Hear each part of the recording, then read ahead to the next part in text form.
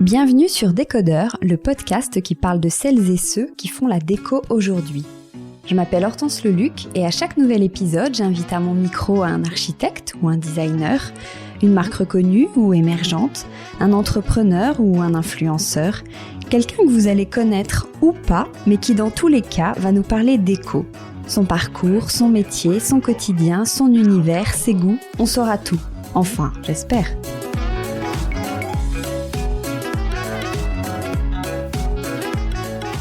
Bonjour à tous, si vous écoutez pour la première fois, bienvenue.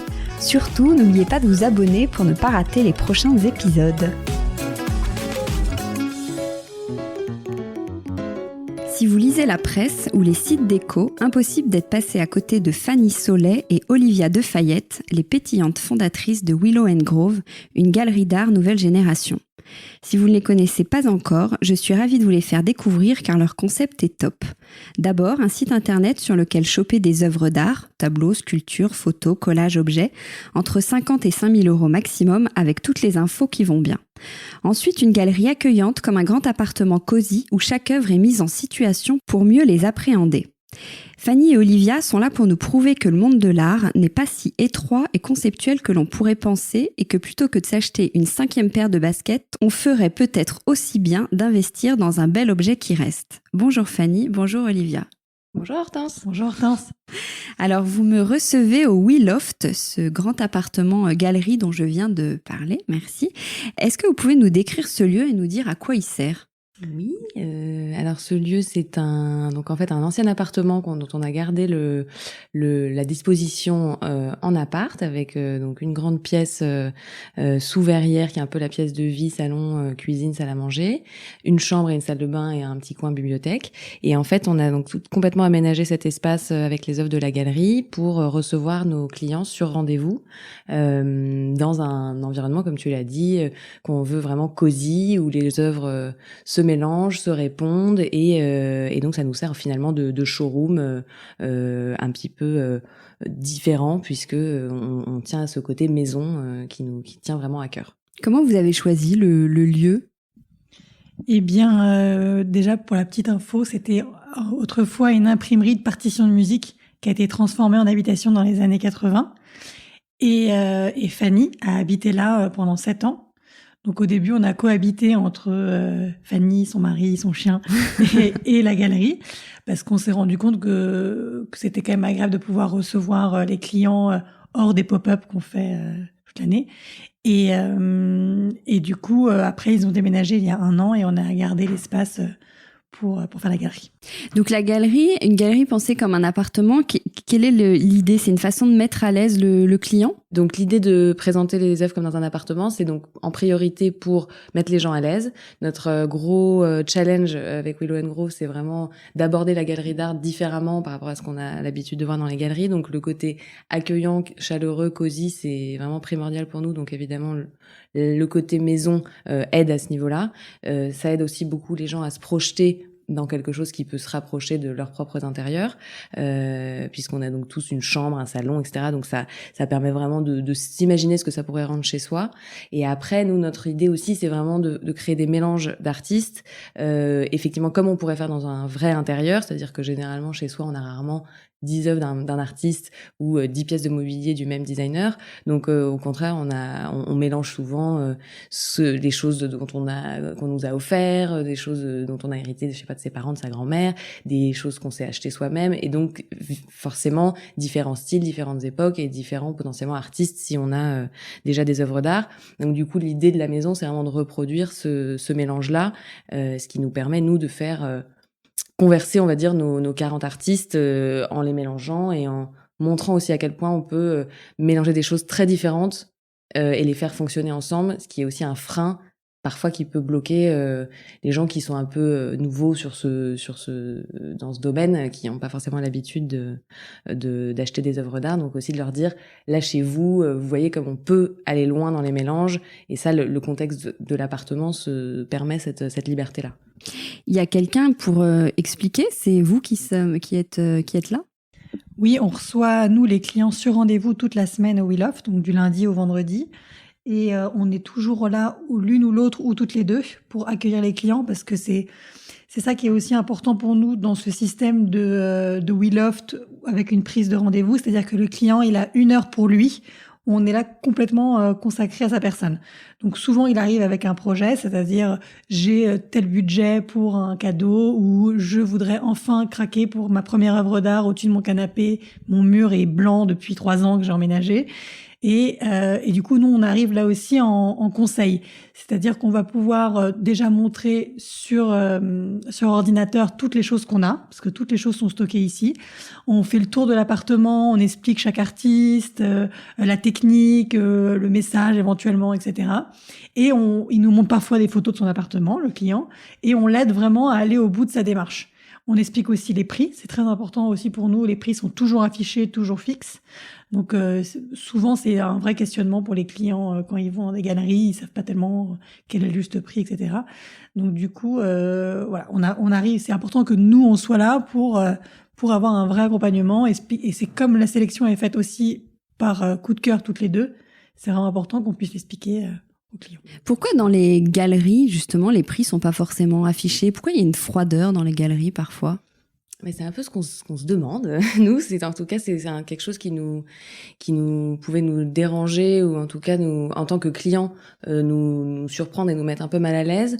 Après, donc nous, faut savoir avant de lancer notre galerie, on a été chez Christie's pendant une petite dizaine d'années, donc on était plutôt à l'aise dans cet univers qui a été le nôtre pendant longtemps, même si c'est une maison de vente aux enchères, c'est pas la même chose qu'une galerie, mais ça reste quand même un monde commun, et du coup la conclusion au bout de 10 ans, c'était que nous on se sentait encore mal à l'aise quand on rentrait dans une galerie traditionnelle. Donc on s'est dit mais si c'est ça, comment quelqu'un qui n'est pas familier peut se sentir le courage de pousser la porte d'une galerie, quoi. Donc ça nous a vraiment frappé à ce niveau-là.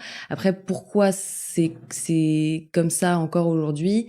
Ça vient sans doute de loin. Il y a eu toute cette mode à un moment qui est apparu, des galeries qu'on appelle white cube, donc le côté cube blanc comme son nom l'indique, donc vraiment les murs très très épurés, des grands spots, une œuvre vraiment mise en majesté, donc c'est une espèce de sacralisation de l'art à un niveau tel que finalement voilà, il y a eu une sorte d'effet de revers par rapport à ça, qui fait que ça met une distance énorme avec le public. Et en fait, je pense que c'est un peu une dérive de cette mode-là qui s'est répandue en fait un peu partout dans les galeries, et du coup qui crée voilà vraiment un contexte qui est pas chaleureux, pas accueillant dans la plupart des cas. Alors après, nous, le but c'est pas de dresser un procès du marché de l'art, mais c'est simplement de se dire, nous on le ressent comme ça, tous les retours qu'on a, enfin beaucoup de retours qu'on a de nos clients aujourd'hui, qui sont en fait pour la vaste majorité des nouveaux clients de ce marché, on va dire. On essaie vraiment de s'adresser à des personnes qui sont pas du tout initiées, et de leur dire, voilà un endroit où peut-être vous allez, on espère, vous sentir à l'aise et découvrir ce plaisir que c'est d'acheter une œuvre d'art. 99% de ces gens-là nous disent, moi, spontanément, je ne peux pas rentrer dans une galerie normalement, je me surprends moi-même à venir chez vous aujourd'hui, parce que pour moi, c'était inimaginable. Donc ça, c'est la plus grosse satisfaction, parce que c'est pas un mythe en fait. En tout cas, nous on le ressent très fort de la bouche des gens qui viennent nous voir, cette froideur qui est perçue, et donc d'où vient-elle et pourquoi, c'est un mystère, mais en tout cas elle est bien là. Est-ce qu'il n'y a pas une notion de prix aussi qui peut faire peur? Vous, ça va jusqu'à 5 000 €, donc en fait ça peut être accessible pour des œuvres d'art. Comment les prix sont fixés? Comment ils se justifient? Eh bien, nous, déjà, on a une politique très transparente, dans le sens où on fixe tous nos prix avec les artistes. Après, comment on fixe le prix? Ça dépend déjà de l'historique de l'artiste. Est-ce qu'il a déjà vendu et à quel prix? À partir du moment où il a déjà vendu certaines œuvres à tel format, à tel prix, ça veut dire qu'il y a un marché. C'est-à-dire que les gens sont prêts à mettre ce prix-là pour ces œuvres. Donc nous, on respecte aussi l'historique des ventes de l'artiste. Il y a aussi évidemment une question de poids et de taille, enfin entre guillemets, c'est-à-dire que il y a la taille de l'œuvre, la technique, il y a un espèce de classement officiel entre guillemets des techniques. Par exemple, une huile sur toile, donc un tableau, est plus noble qu'une œuvre sur papier, qu'une peinture sur papier par exemple, et qui est plus noble entre guillemets qu'un crayon sur papier. Donc déjà, c'est évident qu'une huile sur toile sera plus chère qu'un dessin sur papier. Ça, c'est vraiment une règle, du marché de l'art qui s'applique dans toutes les maisons de vente. Hein, c'est historiquement, et c'est aussi, sans doute, ça vient d'une question bête et méchante de coût du matériel utilisé. Donc, mais du coup, ça crée quand même une sorte déjà d'échelle de valeur assez objective, on va dire. Après, il y a aussi évidemment le temps de travail de l'artiste, la complexité de sa technique. Donc tout ça, c'est des choses qui sont assez mesurables en fait, et donc sur lesquelles on s'appuie. Et on fait aussi attention, nous, par rapport aux artistes qu'on a, qu'il y a une vraie cohérence de prix, que même si chaque artiste est différent, a une technique différente, qu'on sente qu'on est dans un environnement où il y a une logique quand même de prix. Et comme je vous disais, on les fixe avec les artistes, c'est-à-dire qu'on essaye de faire en sorte qu'on trouve le prix juste pour l'artiste, pour nous, parce qu'il faut qu'on se nourrisse, et pour le client final aussi, qu'il ait une perception juste de ce prix-là. Et à partir de ce moment où on fixe le prix avec l'artiste, on s'y tient, donc il est affiché non négociable. Et c'est le même dans la galerie pop-up, ici au WeLoft ou sur le site. Et évidemment, on essaye de le défendre, et on est capable de le défendre, et on veut défendre ce prix. Et aussi parce qu'on veut pas que les clients pensent que si on est bon négociateur, on peut avoir un meilleur prix que le voisin. Enfin, on veut vraiment qu'il y ait une vraie équité, une vraie transparence, et c'est très important pour nous parce qu'on voyait bien justement la barrière qu'ils peuvent éprouver lorsqu'ils vont dans une galerie traditionnelle et que c'est pris sur demande, et que là on se dit mais je vais me faire avoir, peut-être que ça fait 2 ans que le galeriste a le tableau, donc du coup il me dit je vous fais 40%, mais en fait il aurait fait 70% au voisin. Enfin, donc c'est très important pour nous. C'est pour ça qu'on se dit galerie de nouvelle génération, c'est qu'il y a beaucoup de codes qu'on essaye de briser, en tout cas de faire différemment pour s'adresser à un public qui est différent. Vous voulez rendre l'art plus accessible. Est-ce que vous êtes satisfaite? Est-ce que vous avez l'impression de participer à ça? Ça marche? Oui, on est hyper contente. Surtout, ce qui nous fait le plus plaisir aujourd'hui, c'est ce que je disais tout à l'heure, c'est le côté de c'est toutes ces personnes qui viennent et qui disent c'est la première fois de ma vie que je rentre dans une galerie, et du coup c'est hyper excitant parce que je le fais vraiment parce que je sens que c'est différent, et donc ça c'est un pas que les gens franchissent qui est pour nous hyper c'est vraiment une fierté quoi, et c'est vrai qu'aujourd'hui on se rend compte que notre public à 80%, c'est exactement celui qu'on s'était imaginé, c'est-à-dire des gens comme nous en fait, qui certes restent quand même privilégiés parce que tout le monde n'a malheureusement pas les moyens de s'acheter. Enfin, une œuvre d'art, c'est quelque chose qu'on s'achète quand on a déjà pu s'acheter tout le reste. Donc évidemment, c'est un privilège. Mais parmi tous ces gens qui avant auraient pu se le permettre et ne le faisaient pas, du coup de voir qu'aujourd'hui c'est des jeunes plus jeunes qui n'avaient jamais osé justement faire ce pas et qui se lancent dans le premier achat, c'est eux aujourd'hui nos clients, et ça c'est un peu quelque chose qu'on a créé finalement, en tout cas on avait identifié un peu ce manque entre des artistes hyper talentueux qui faisaient des choses tout à fait abordables et qui galéraient à se faire connaître, et des gens qui s'intéressaient de plus en plus à leurs intérieurs, comme on le voit partout en fait. C'est vraiment une tendance aussi aujourd'hui, les gens apportent du soin, on a envie de se sentir bien chez soi, on a envie que ce soit différent aussi de chez quelqu'un d'autre. Du coup, il y avait cette envie-là, et en fait, à un moment, rien entre les deux, quoi. Donc, c'est là que, on a vraiment l'impression d'avoir, en tout cas, à notre petite échelle, contribué à un peu combler ce manque-là. Et ça, c'est hyper, hyper chouette.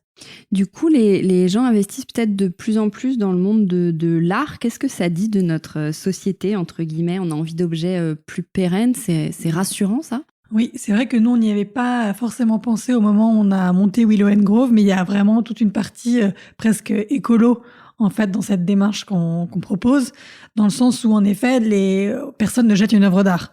Donc, c'est-à-dire que quand vous allez choisir un tableau ou une sculpture pour chez vous, c'est un acte déjà de longue durée, parce que vous allez vouloir le garder longtemps, le déménager avec, le transmettre à vos enfants ou le donner à quelqu'un à un moment pour faire tourner, etc. Mais c'est vraiment dans l'idée, je pense, d'acheter peut-être moins de choses de déco dont on se lasse, etc., mais d'acheter mieux, du coup.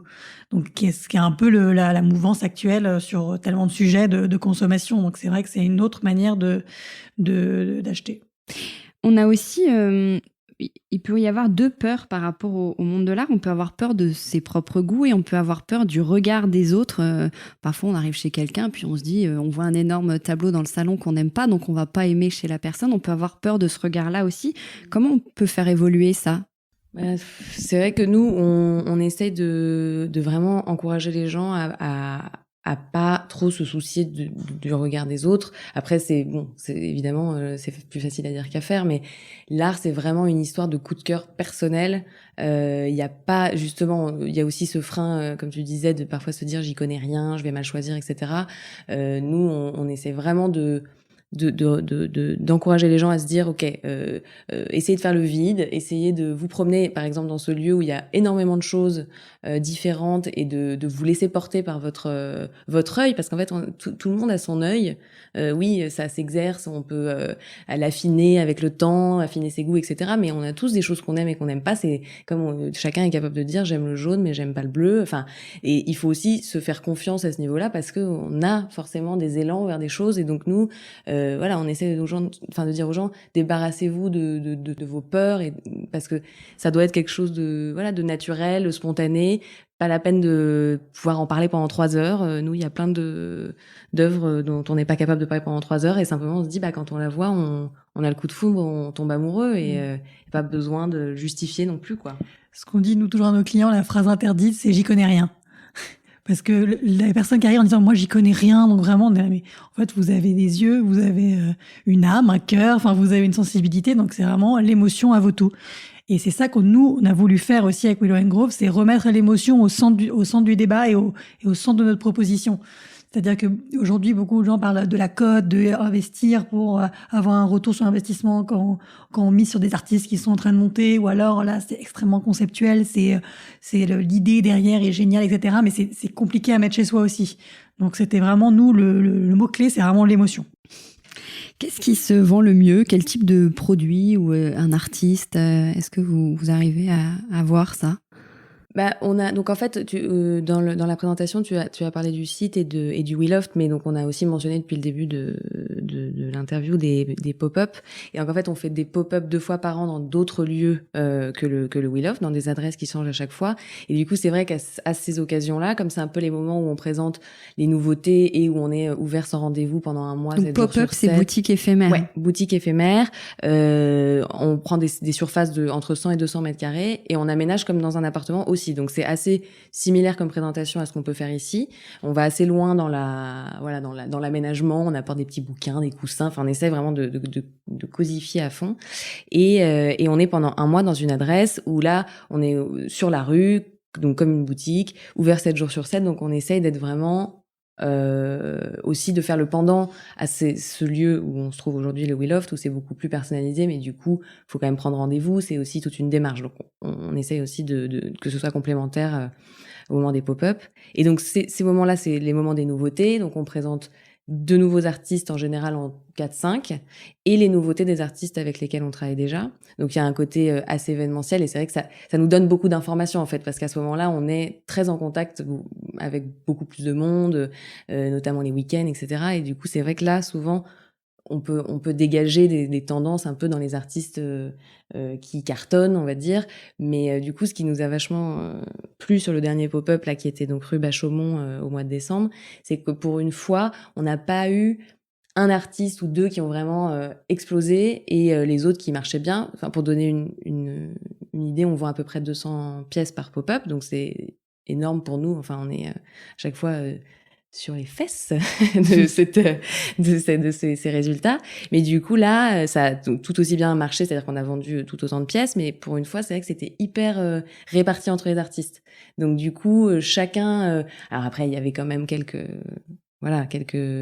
plus feux d'artifice, mais ça nous a vraiment fait plaisir, déjà pour tous nos artistes, parce que évidemment on est proche d'eux, on défend vraiment tout leur travail à tous, donc c'était hyper agréable de voir ça, et que ce soit plus réparti. Donc il y a pas vraiment de stars, quoi. Et nous, notre but, c'est vraiment de se dire, on les choisit tous avec autant d'enthousiasme. Donc en fait, on a envie tous qu'ils trouvent leur public. Après, c'est pas les mêmes Comment vous les choisissez, les artistes? Quels sont vos critères de sélection? Est-ce qu'ils viennent vous solliciter ou c'est vous qui devez les dénicher? Alors, c'est à double sens, dans le sens où déjà, on a un email, nous, spécial pour les artistes, talent@willow-grove.com, où là, chaque artiste peut candidater. Et nous, du coup, on regarde avec Fanny et on regarde leur site internet, leur compte Instagram, etc. On précise que parfois on met un petit peu de temps à répondre. Donc si vous écoutez ce podcast et que vous candidatez, on promet qu'on répondra parce que c'est vraiment important pour nous et on essaie, enfin on veut vraiment avoir ce respect du travail de tous, même quand ça correspond pas à notre univers et ça arrive évidemment. Mais voilà, du coup, parfois un peu de patience, mais on répond toujours, c'est important. Et sinon, nous, on fait des visites d'ateliers, des journées portes ouvertes, des foires, des salons, Instagram, Internet, de bouche à oreille. C'est vraiment varié. On essaye de vraiment d'avoir des yeux ouverts sur plein de possibilités. Et la sélection, elle se fait avec Fanny. Donc toutes les deux, il faut qu'on ait vraiment le coup de cœur pour l'artiste. Ça, c'est primordial. Et ça n'arrive pas souvent, en fait, dans le sens où il y a beaucoup d'artistes qui produisent beaucoup, il y a beaucoup de choses qui se font, mais on tombe pas amoureux tous les jours. Et donc, du coup, pour que toutes les deux, on ait vraiment un coup de cœur, ça arrive, mais pas non plus tout le temps. Mais et il faut que ce soit donc ce coup de cœur, que ce soit ou une œuvre unique ou en petite édition, enfin, ou des œuvres uniques ou des éditions limitées, et que ça s'inscrive dans notre univers artistique, dans notre sélection, pour que ça corresponde bien avec nos artistes, sans que ce soit trop proche non plus. Donc c'est ça aussi le challenge. Vous cherchez pas forcément des noms connus. Non. L'artiste inconnu ne vous fait pas peur. Vous pouvez proposer le travail. Que des artistes inconnus, entre guillemets. Ils sont connus de leur père, ils sont connus pour certaines personnes, etc. Mais c'est vraiment pas des noms, ni des cotes, ni etc. C'est ça, nous, ce qui nous amuse, c'est d'aller dénicher des gens qui ont un talent incroyable et qui, en même temps, personne n'a jamais mis la lumière dessus. Et du coup, c'est à nous de les faire connaître auprès de notre clientèle, quoi. Ah, vous avez aussi un e-shop, on le disait tout à l'heure. Pourquoi faire les deux? Pourquoi faire en physique et en digital, tu veux dire? Parce que l'idée c'était quand même de, comme on disait tout à l'heure, de penser notre galerie pour aussi un public plus jeune. Donc aujourd'hui, enfin plus jeune que celui qui existe aujourd'hui, qui n'est vraiment pas jeune. Hein, voilà, chez Christie, c'est vrai que on voit rarement quelqu'un de moins de 70 ans pousser la porte pour grossir un peu le trait. Donc du coup, on essaye aussi de s'adresser un peu, en tout cas à notre génération. Donc évidemment, le digital avait sa place là-dedans. C'est aussi, on a la chance de travailler dans un secteur qui est hyper visuel.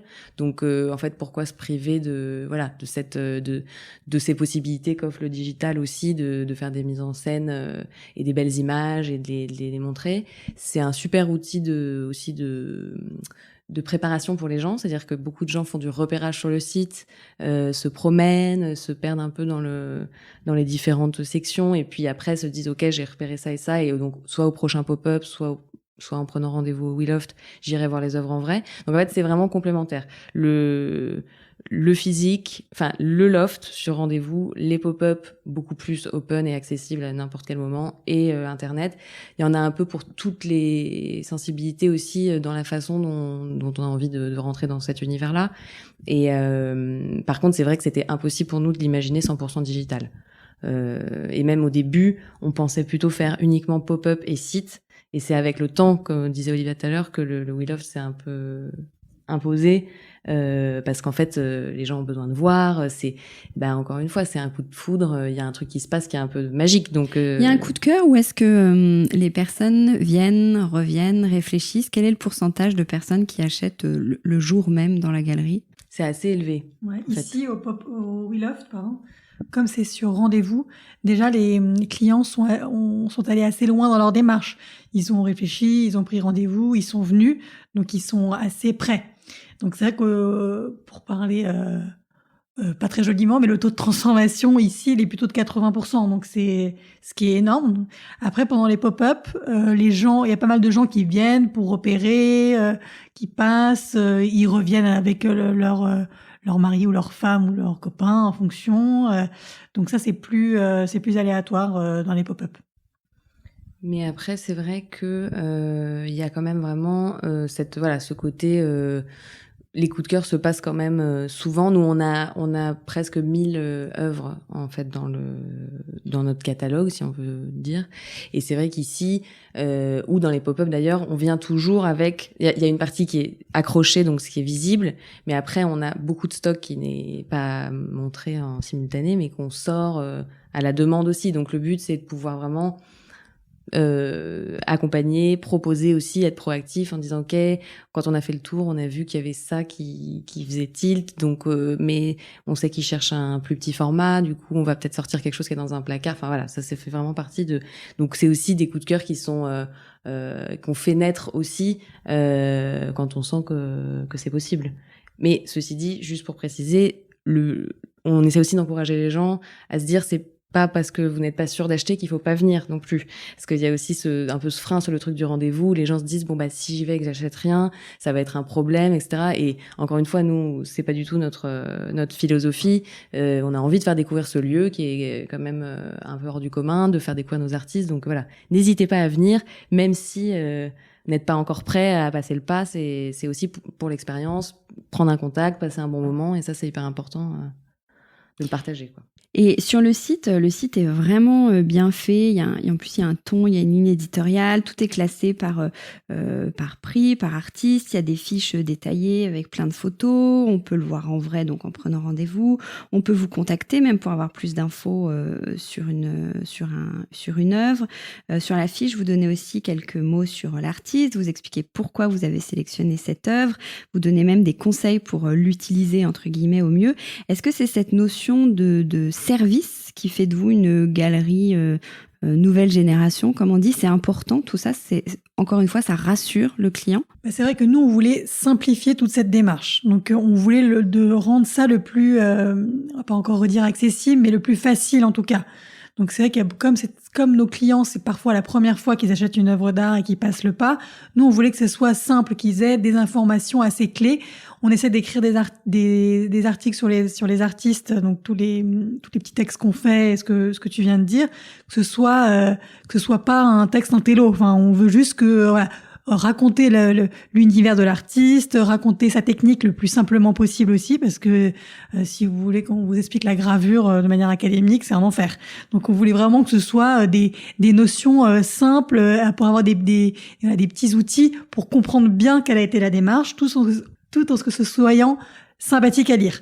Et c'est aussi, nous, notre règle d'or, c'est le ton qu'on donne aussi à Willow & Grove. On veut que ce soit un ton détendu. Donc, dans toutes nos communications, en newsletter, sur Instagram ou sur notre site, il y aura toujours un ton un peu de l'humour aussi. Un peu zazou. Un peu zazou. Parce que, voilà, on veut aussi montrer que le monde de l'art, c'est pas forcément un monde snobinard, coincé, etc. Et qu'on peut faire des choses sérieuses. On peut vendre des œuvres d'art intéressantes, etc., sans se prendre au sérieux aussi. Et ça, c'est un peu notre règle d'or avec Fanny.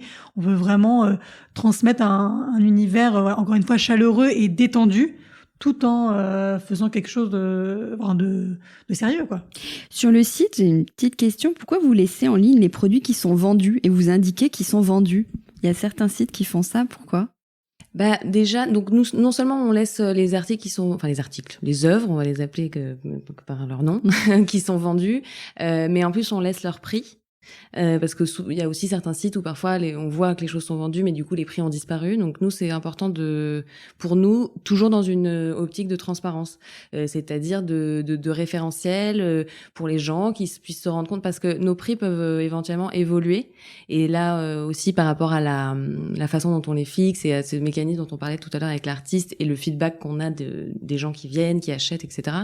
Ça fait aussi partie de la fixation des prix. C'est vraiment le retour qu'on a des clients, et du coup on peut être amené par exemple à augmenter ou baisser les prix si on sent que soit les augmenter si par exemple on a vraiment une tendance de long terme où on vend vraiment bien les œuvres d'un artiste. Alors quand on dit augmenter, nous, vu notre fourchette de prix, on va pas, c'est pas multiplié par 10, mais je veux dire, on peut augmenter petit à petit 200 € de plus pour montrer qu'effectivement il y a une demande qui est forte.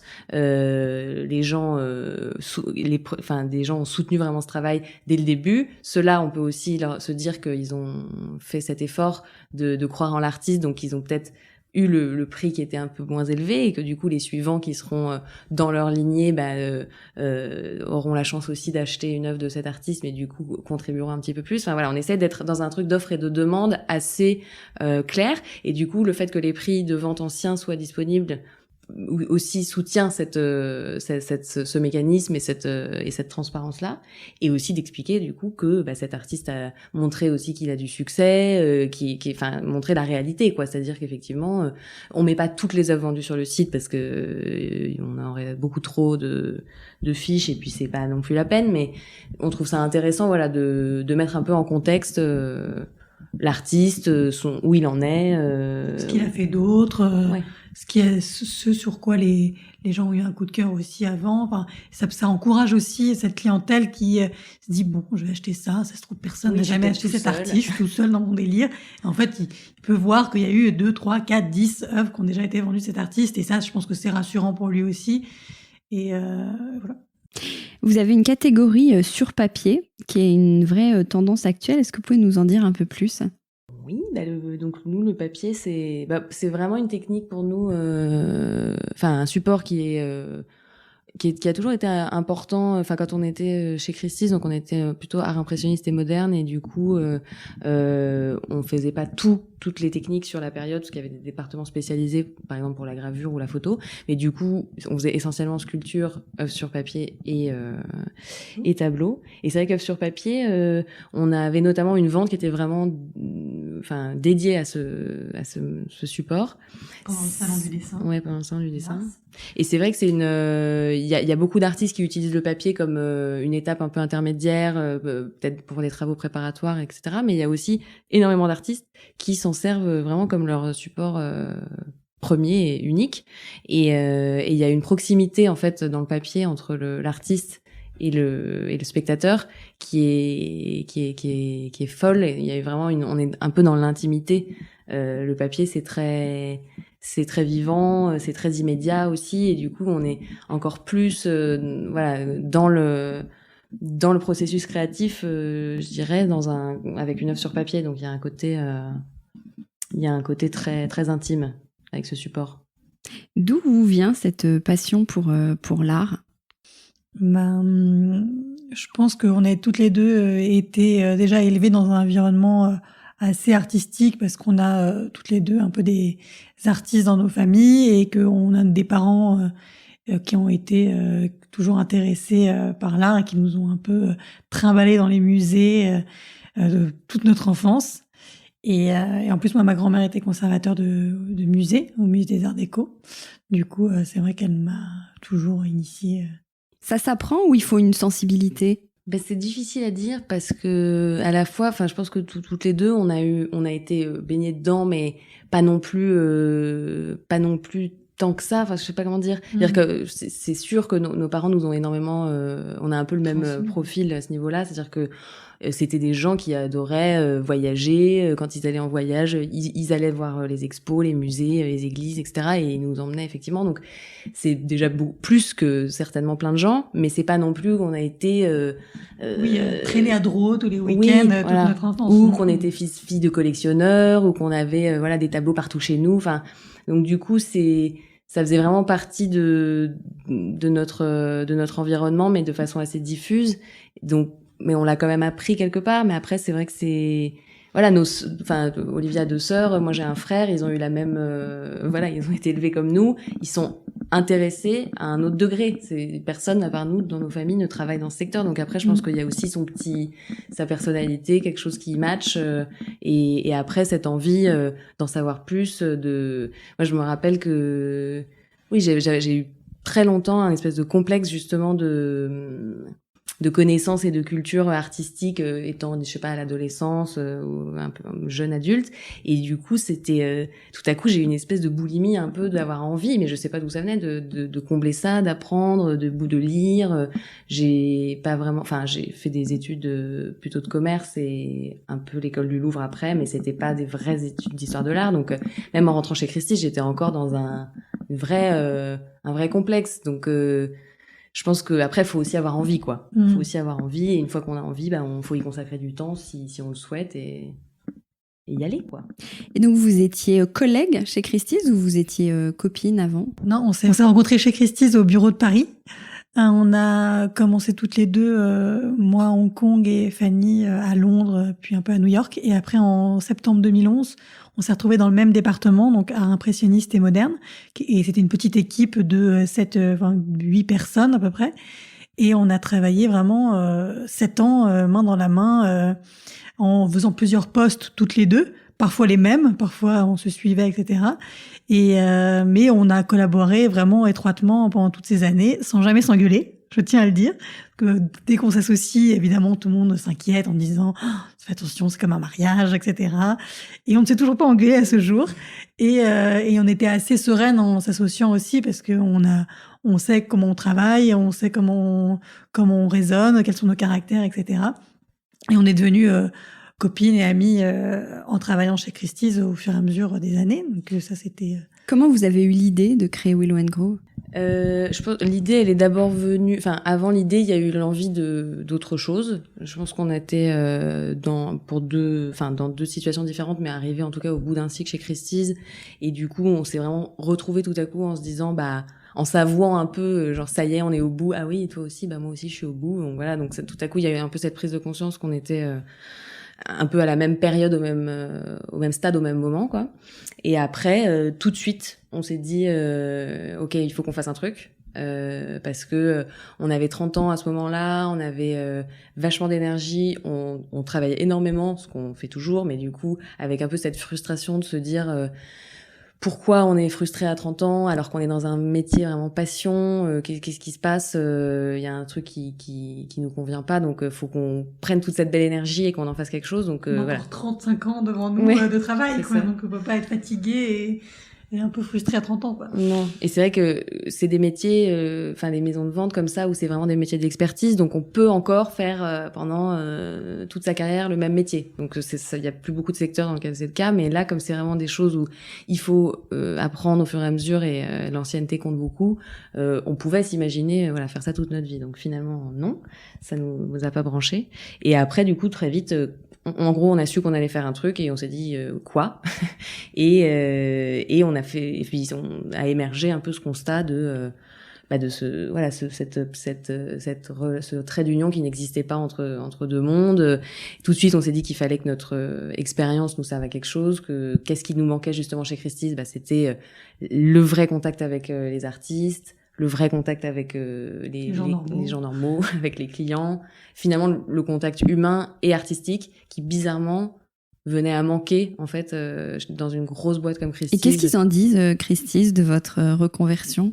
Que du bien. On espère. Non, ce qui est sympa, c'est qu'ils nous ont... évidemment, on est partis toutes les deux un peu en même temps, donc... sur le moment, c'était un petit manque dans une grande équipe, dans une équipe de 10 personnes, donc c'était une étape à passer, mais c'est vrai que rapidement ils ont été vraiment supportifs et positifs, et on a beaucoup de collègues et qui viennent nous voir, surtout dans les pop-up. Même ici, on a notre ancien président qui est venu dans pratiquement tous les pop-up et qui nous a acheté des choses. On a le DG qui est venu il y a 3 mois et qui a acheté quelque chose. Donc c'est vous vrai n'êtes pas en mauvais termes, c'est pas un pied de nez que vous leur faites. Non, pas du tout. Pas du tout. C'est quand même des univers assez spéciaux. Donc quand vous rentrez chez Christie's, déjà, on travaille énormément. Donc on est souvent sur zone. On est des petites équipes. Donc à Paris, il y avait bien 100 personnes maximum. Donc du coup, on se connaît quand même bien.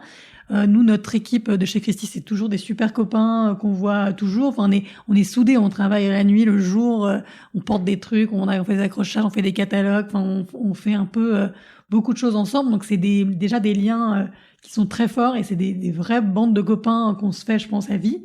Et en plus, on n'est pas parti pour la concurrence, on est parti vraiment pour faire autre chose. Donc il n'y a pas d'élément d'amertume à avoir, et on est toujours en super bons termes, et on va toujours voir leurs expos, et on suit les catalogues, on suit les ventes, et non, tout est plutôt positif. Et entre vous, est-ce que vous avez une répartition des rôles précise ou pas forcément? Pas vraiment. En fait, ça nous a un peu peur au début parce qu'on a donc des profils d'études assez similaires et une expérience professionnelle aussi quasi identique. Donc, comme beaucoup de gens nous disaient, il faut, quand on est associé, que chacun ait un peu sa zone, bien se répartir. Sinon, il faut être absolument complémentaire, etc. Et donc, ça nous a un peu peur parce qu'on disait, mais en fait, comment se rendre complémentaire alors qu'on est un peu finalement proche et finalement de fait là ça fait 2 ans et demi qu'on a lancé la galerie et en fait on fait quand même beaucoup les choses ensemble. Déjà on a quand même axé beaucoup de notre système toute notre communication et finalement comment on fonctionne réellement dans la sélection, tout ça sur notre binôme, parce qu'en fait tout simplement on aime travailler ensemble, donc et c'est comme ça qu'on porte le truc. Donc du coup ça, de fait il y a énormément de choses qu'on doit faire ensemble, parler aux artistes, les trouver, faire les expos, etc. Donc finalement il n'y a pas tellement de répartition. Après, naturellement, on peut pas non plus faire tout à 4 mains et ça n'a pas de sens. Donc, il y a des choses qu'on va se répartir, mais c'est plus on va se diviser des tâches. Mais les mêmes tâches, on va les diviser. On va pas se répartir. Une va s'occuper de tout le marketing et l'autre que de toutes les expos. Enfin, c'est vraiment dans la mesure du possible, on fait tout ensemble. Et justement, quelle est la clé du succès de votre duo? Vous disiez que ça fait 7 ans que vous n'êtes pas disputés. C'est vrai que d'extérieur, ça peut paraître un peu fou de pas être en conflit jamais avec son associé. Comment vous gérez le quotidien? Alors, je pense déjà que Fanny a très bon caractère. Non, mais c'est vrai qu'elle a une grande force, je trouve. Moi, je dis toujours que c'est une main de fer dans un gant de velours. C'est-à-dire qu'elle sait exactement ce qu'elle veut et elle a ses idées, etc. Mais il y a toujours, même avec moi, qui suis son amie, une grande diplomatie, mais un sens de l'autre qui est une empathie qui est assez impressionnante pour moi en tout cas. Et donc je pense que moi, en plus, je fonctionne de manière assez entière. Et c'est vrai que face à ça, je pense que je suis très réceptive et en confiance. Et donc du coup, ça permet de travailler de manière très sereine, quoi. Et aussi, parce qu'on partage aussi beaucoup de choses au niveau perso, je pense. Non, et je pense que je pense aussi que Olive par exemple elle a tendance à dire qu'elle a un très mauvais caractère, mais moi je n'ai jamais vu ce mauvais caractère. Donc en fait, je ne sais pas pourquoi. Et ça, c'est un peu difficile du coup de dire la clé du succès. On sait pas ce que c'est parce que c'est un peu comme, on passe notre temps à dire qu'on est mariés, mais c'est vrai que quelque part, on passe tellement de temps ensemble et parfois on sait pas pourquoi les couples marchent non plus, quoi. Il y a un truc qui fonctionne. Après, c'est sûr que bon, et aussi comme dans les vrais couples, il y a un truc de communication où je pense qu'effectivement, on est quand même toutes les deux franches. Donc on va jamais avoir un truc sur le cœur et se tordre le bide pendant 3 semaines sans en parler à l'autre. Enfin, je pense que ça vient naturellement et du coup, en fait, on communique tout le temps. Déjà, on se marre beaucoup aussi et ça change tout. Enfin, et c'est vrai que du coup, il y a jamais de tension. Enfin, et bon, donc je pense que c'est beaucoup de chance. Voilà, on a vraiment de la chance de s'être trouvés et pourvu que ça dure. Toute la vie. Vous passez du temps aussi ensemble le week-end? Pas forcément. Ah non, vous coupez. C'est ça, pas ça. Non, pas trop le week-end. Et alors bizarrement, on boit peu de vin ensemble.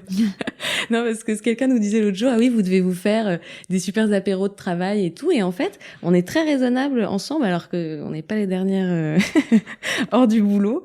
Mais du coup, en fait, on a quand même pas mal de potes en commun, notamment des gens de chez Christie's, où on peut avoir, des occasions de se voir en dehors du travail. Mais finalement, on a aussi, et ça, c'est aussi une force, je pense, du fait qu'on n'ait pas été amis antérieurement, c'est qu'on n'a pas non plus tout notre groupe qui est complètement collé, où du coup, ça pourrait nous mettre dans des situations où finalement, on n'aurait aucune zone personnelle, on va dire. Et ça, voilà. Du coup, ça fait que naturellement, on se voit moins le week-end aussi parce qu'on a d'autres amis, des familles, etc. Donc mais ça nous empêche pas quand même de se faire des trucs à l'occasion. Mais c'est vrai que c'est plus rare. Je vous ai pas demandé d'où vient ce nom, Willow and Grove. Alors, c'était un vaste sujet. Quand on a commencé la galerie, évidemment, la question du nom se pose assez facilement. Et on était en galère totale.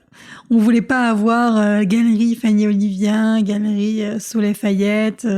On voulait pas faire un jeu de mots pourri avec l'art. Enfin, on était un peu en pleine recherche, donc on cherchait. Il y a beaucoup de choses qui sont déjà déposées. En plus, quand on avait des super idées, tout d'un coup, on était là, oh, ça y est, c'est ça. Et pof, c'est déposé par d'autres marques, etc. Un resto, on sait pas. Donc du coup, ça a été assez compliqué. Et un jour, Fanny, avec son cerveau extraordinaire, est arrivée avec une idée. Attention, c'est capillotracté, mais ça vaut le détour, en tout cas. On s'ennuie pas chez nous. On s'est rendu compte que nos 2 noms de famille venaient de noms d'arbres. C'est-à-dire que Soleil, ça vient du saule, et moi, Fayette, ça vient de fagus, le hêtre. Et donc, du coup, accroche-toi à ton micro. Donc, on s'est dit, un point commun. Et en anglais, le saule, c'est willow, mais W-I-2-L-O-W. Et en revanche, le hêtre, c'est beach, donc moins sexy. Donc, on s'est dit beach grove, en fait, c'est des allées de hêtre. Donc, Willow and Grove. Et en revanche, il y avait déjà une marque qui s'appelait Willow and Grove, avec l'orthographe complète de Willow, qui était une marque de goodies de mariage, genre au fin fond du Minnesota ou je sais pas quoi. Du coup, on a simplifié l'écriture, et voilà. Donc, et c'est ainsi. Et on l'a présenté à ma sœur qui travaille chez Havas. Et donc, du coup, on lui a dit, bon. Ça avait été une barre de fer avec tout ce qu'on lui avait soumis avant, en disant, mais ça, c'est nul. Ça, c'est c'est le nouveau Cogent. Ça, c'est une boutique de fringues pourries. Enfin. Et on tremblait à chaque fois qu'on lui présentait un truc. Et là, on aimait quand même le truc. On s'est dit, bon, on lui présente, on espère qu'elle va laisser passer. Et la lueur d'espoir. Elle a dit, c'est pas mal. Donc, on a gardé, on a déposé. Alors après, il y a eu beaucoup de variantes dans le sens où les gens, déjà, nos parents, etc., ils étaient là, mais les gens vont rien comprendre, c'est en anglais. Willow and Groove, Willy and Grove, Willow. Enfin, ils arrivaient pas, quoi. Mais bon, on s'est dit, au moins, ça change.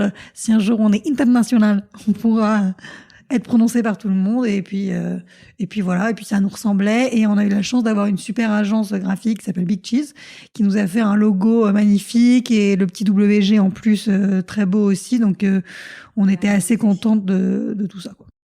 Alors là, si les auditeurs écoutent et sont un peu nuls en art, nuls entre guillemets, je m'inclus dedans, qu'est-ce qu'on doit faire pour être sensibilisé à ça? Il faut lire des livres, faut faire des expos, qu'est-ce qu'on doit faire? Je pense que ça dépend surtout de ce qui nous intéresse, en fait. Faut faire ce qui nous plaît. Je sais pas, c'est vrai que ça peut être aller à des expos, ça peut être même regarder des films. Il y a plein de films géniaux qui ont été faits sur plein d'artistes. Il y a un super documentaire, alors documentaire, ça tout de suite ça semble très chiant, mais c'est très bien.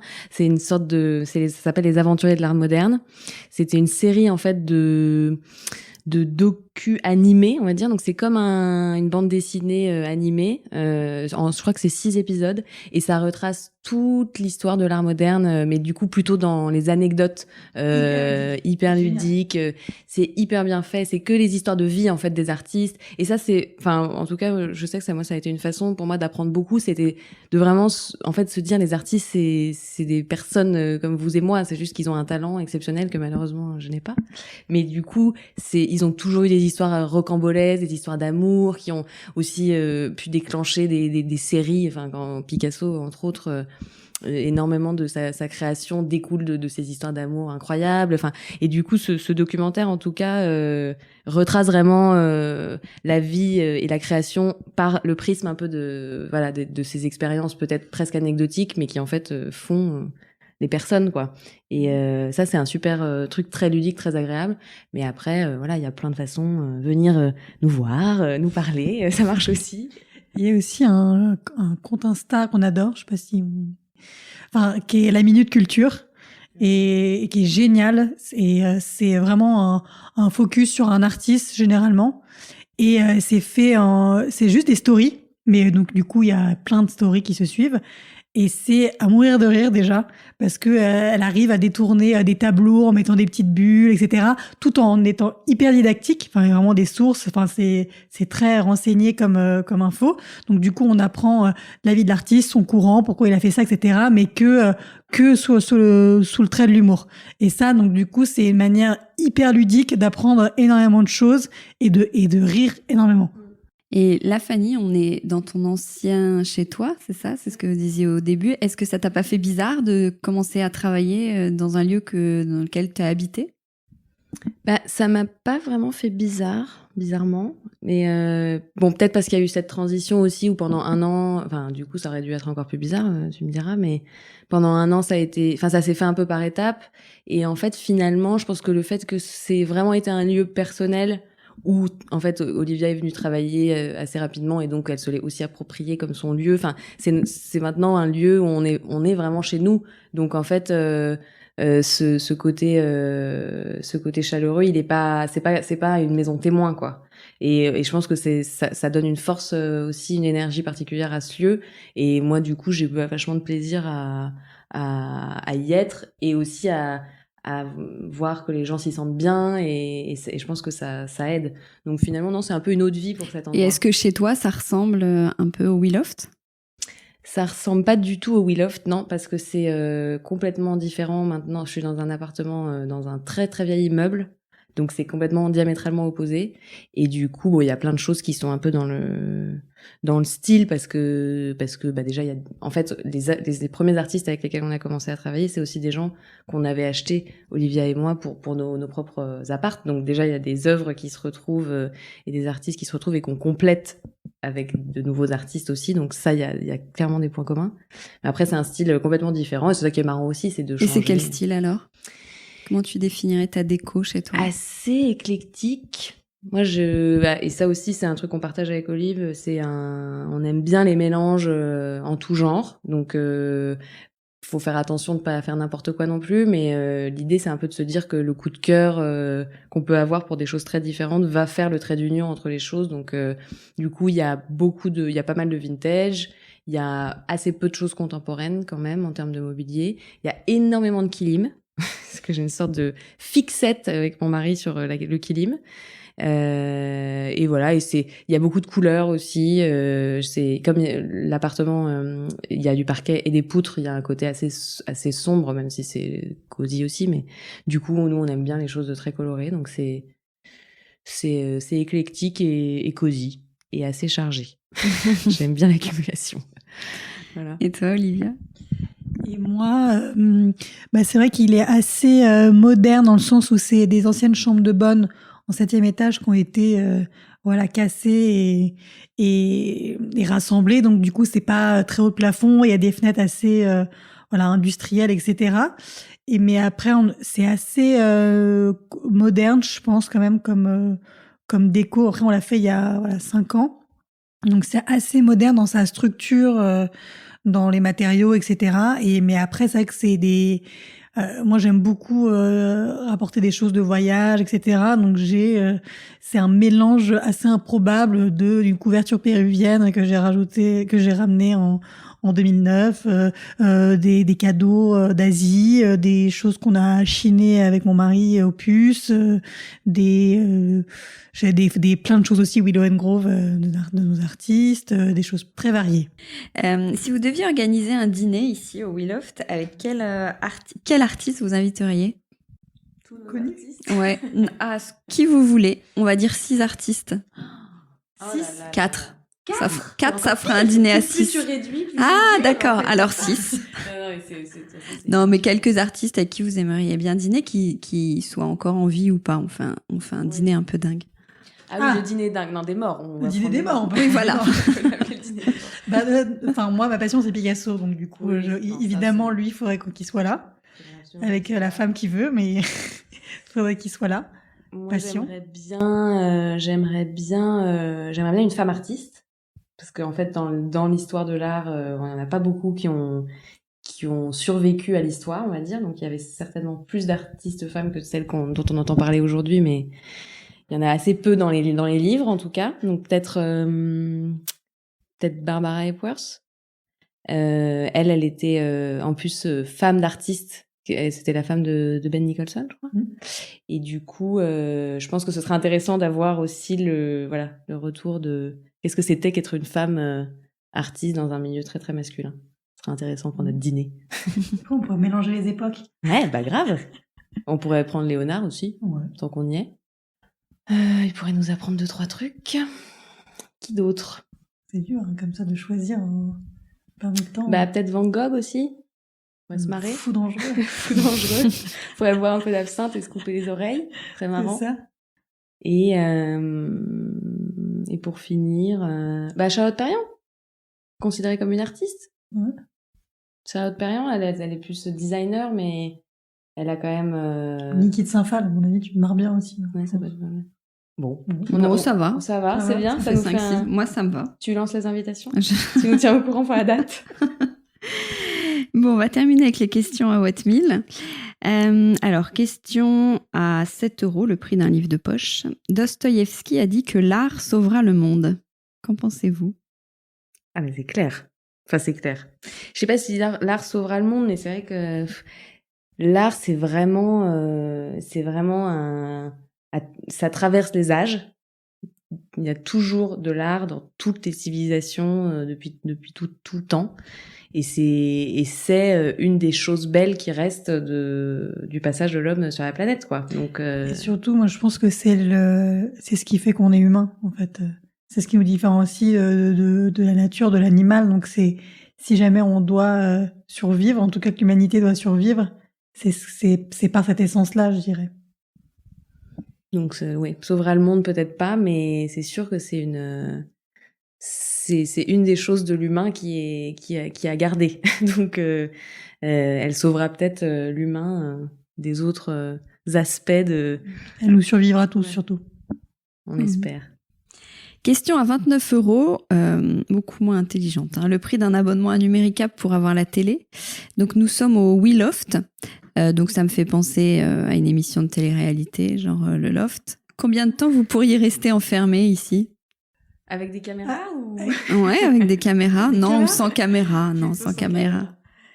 Moi, je suis assez casanière, donc je pense que je peux durer pas mal. Ouais. Si je me fais livrer des trucs, qu'on a la télé, qu'on a à boire, si on a franchement. 2-3 paquets de cigarettes pour les urgences.